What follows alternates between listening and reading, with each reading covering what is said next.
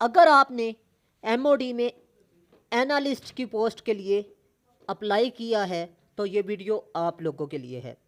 MoD ने analyst का जो सिलेबस बताया है उसमें आप लोगों को बता दूं कि इंग्लिश ऐसे सिलेबस में शामिल है। इंग्लिश ऐसे में जो क्राइटेरिया होगा वो क्या होगा वो इस वीडियो में डिस्कस करूंगा। मज़ीद आपने तैयारी कहाँ से करनी है क्योंकि आपके पास वक्त बहुत कम है। मैं आपको ये भी बताऊंगा कि आपके पेपर कब कंडक्ट किए जा रहे हैं। इसके अलावा एमओडी के लिए इंग्लिश ऐसे एनालिस्ट की पोस्ट के लिए आपने इंग्लिश ऐसे के लिए कौन कौन से टॉपिक्स को तैयार करना है, कैसे तैयार करना है। मज़ीद आप लोगों को ये भी बताऊंगा कि एनालिस्ट की जो पोस्ट है इसमें इंग्लिश ऐसे कहाँ पर होगा, मतलब कंप्यूटर पे होगा या रिटन फॉर्म में होगा। इन तमाम सवालात के जवाबात आपके इंशाअल्लाहुल अज़ीम आज की वीडियो में मैं डिस्कस करने वाला हूँ। तो आप लोगों ने इस वीडियो को लाजमी आखिर तक वॉच करना है। मज़ीद आप लोगों को ये भी बता दूँ कि बहुत से स्टूडेंट्स इंग्लिश ऐसे में फ़ेल होते हैं एमओडी में। उसकी मेन वजह यह है कि हज़ारों स्टूडेंट हर साल अप्लाई तो कर लेते हैं और बहुत से टॉपिक्स भी तैयार कर लेते हैं, लेकिन वहाँ जाके कन्फ्यूज़न का शिकार हो जाते हैं क्योंकि वहाँ पर टॉपिक याद नहीं रहते। ये सबसे बड़ा मसला है, कन्फ्यूज़न का शिकार हो जाते हैं। ठीक है, प्रेशराइज होते हैं।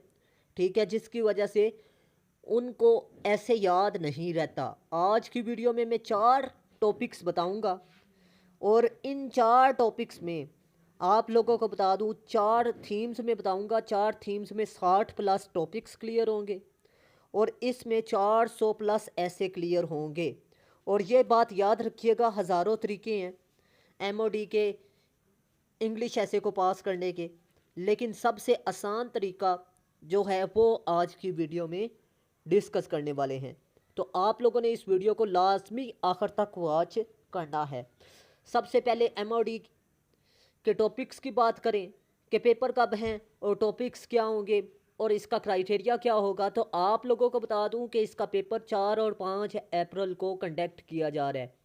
ठीक है, मज़ीद आप लोगों को बता दूं ये कंप्यूटर पे टेस्ट लिया जाएगा और 2000 अल्फाज पर आपने 2 घंटे में लिखना है। 2 घंटे में 2000 अल्फाज बहुत मुश्किल है कंप्यूटर पे। और इसके लिए मैं आपको बता दूं एक ही हल है, वो ये है कि आप लोग ऑनलाइन तैयारी करें और ऑनलाइन ही कंप्यूटर पे राइटिंग रिटन प्रैक्टिस करें। जितनी आपकी प्रैक्टिस होगी उतना ज़्यादा आपको फ़ायदा होगा। ठीक है, अगर आप फिज़िकल किसी भी एकेडमी से तैयारी करते हैं तो आपका एक तो टाइम ज़्यादा लग जाएगा और दूसरी बात आपको ये बता दूं कि आप लोगों के अखराजात भी ज़्यादा हो जाएंगे। ठीक है, तो आप लोगों ने ऑनलाइन क्लासेस लेनी हैं। मज़ीद आप लोगों को बता दूं कि एमओडी ने जो सिलेबस बताया है, मतलब जो ऐसे के टॉपिक्स बताए हैं वो इंफॉर्मेशन टेक्नोलॉजी है, इकोनॉमी है, लॉ है, करंट अफेयर है, इंटरनेशनल रिलेशन है और एनर्जी के इंजीनियरिंग के हवाले से टॉपिक्स शामिल हैं। ठीक है, और आप लोगों को बता दूं कि उसी वक्त ही आपका रिज़ल्ट तकरीबन बता दूं कि आप लोगों का नेक्स्ट जो पेपर है वो कंडक्ट किया जाएगा, मतलब रिज़ल्ट उसी टाइम ही हो सकता है कि अनाउंस कर दिया जाए। ठीक है, मोबाइल वगैरह की एंट्री नहीं है।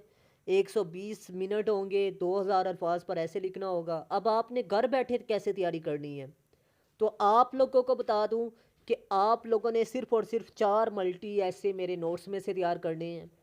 और आप लोगों को बता दूं कि ये सबसे आसान तरीन तरीकाकार है जो मैं बता रहा हूँ आपको। ठीक है, आप लोगों ने सिर्फ और सिर्फ 4 ऐसे मेरे नोट्स में से तैयार करके, ठीक है, आप लोगों ने ऐसे को पास करना है। ठीक है, उसके लिए आप लोगों ने डेली बेसिस पर राइटिंग प्रैक्टिस करनी है कंप्यूटर पे। मज़ीद आप लोगों की एक तो टाइपिंग स्पीड इम्प्रूव हो जाएगी और दूसरा आपकी रिवीजन अच्छी हो जाएगी, चीज़ें भूलेंगी नहीं। करंट अफेयर के लिए जो टॉपिक्स आपने तैयार करने हैं उनके लिए आपको बता दूं कि major international issues, UN, US China, Israel, Iran, US China, ठीक है, कश्मीर इशू, यूक्रेन इशू, फ़लस्तीन issue, Afghan issue, regional political dynamics, foreign policy, smog issues, environment, climate change, justice, global warming और वाटर इशू और डिफॉरेस्टेशन के topic को आपको बता दूं तैयार करना है।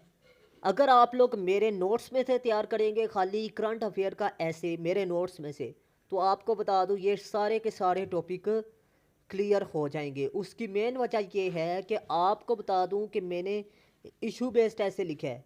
इशू बेस्ड ऐसे मसाइल पर आता है और मसाइल पर जब भी ऐसे पूछा जाए आपको पता है उसमें नेगेटिव इफेक्ट, कॉजेज और सॉल्यूशन आता है।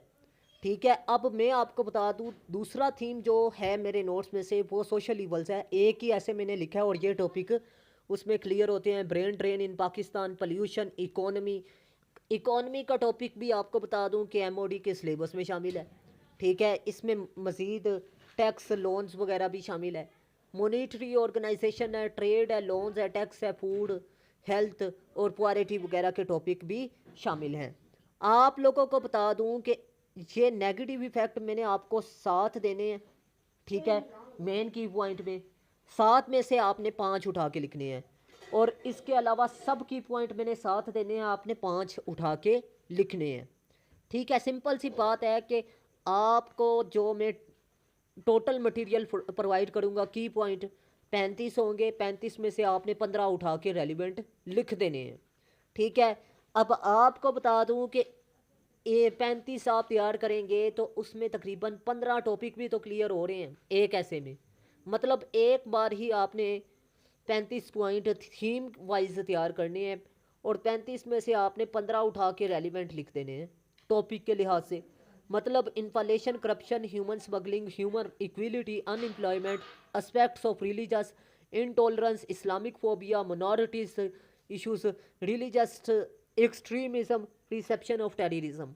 ये वो टॉपिक हैं जो कि मेरे सोशल इवल्स वाले ऐसे के थीम में क्लियर होते हैं। मतलब सोशल इवल्स वाला एक थीम तैयार करेंगे उसमें तकरीबन 20 टॉपिक क्लियर हो रहे हैं। 20 टॉपिक के लिए आपने 35 टॉपिक्स मतलब सब की पॉइंट मतलब 35 पैराग्राफ तैयार करने हैं।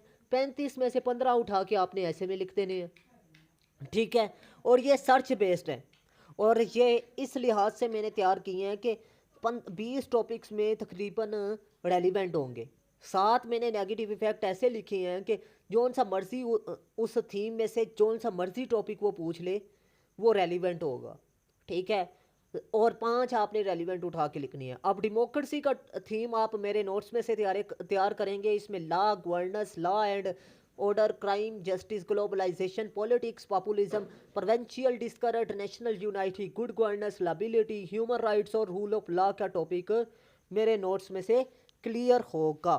ठीक है, तो आप लोगों को बता दूं सिर्फ और सिर्फ आपने 6 ऐसे तैयार करने हैं। 6 ऐसे नहीं बल्कि 4 ऐसे तैयार करने हैं और CSS PMS के लिए आपने 6 तैयार करने हैं। ठीक है, अगर आप CSS PMS की तैयारी कर रहे हैं, अगर आप MOD की तैयारी कर रहे हैं तो आपने 4 ऐसे तैयार करने हैं। मेरे नोट्स में से 4 थीम तैयार करके जाने हैं।